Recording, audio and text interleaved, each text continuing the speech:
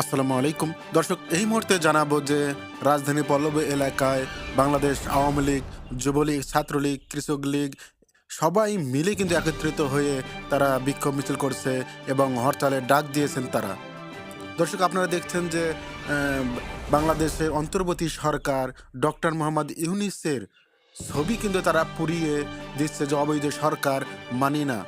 এমনটাই কিন্তু বলছেন দর্শক আজকের এই বিক্ষুব্ধ জনতা এবং আওয়ামী লীগের নিষিদ্ধ সেই ছাত্রলীগ তারা একত্রিত হয়ে এই সরকারকে উৎখাত করতে চায় এবং বাংলাদেশে সাবেক প্রধানমন্ত্রী শেখ হাসিনাকে দেশে এনে ক্ষমতায় বসাতে চায় এবং তারা একই সাথে স্লোগান তোলে যে অবৈধ সরকার মানি না।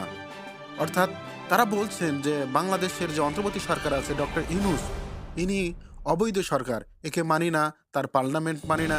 এমনটাই কিন্তু বলছে দর্শক আজকের এই আওয়ামী লীগের সমর্থিত জনতা। দর্শক,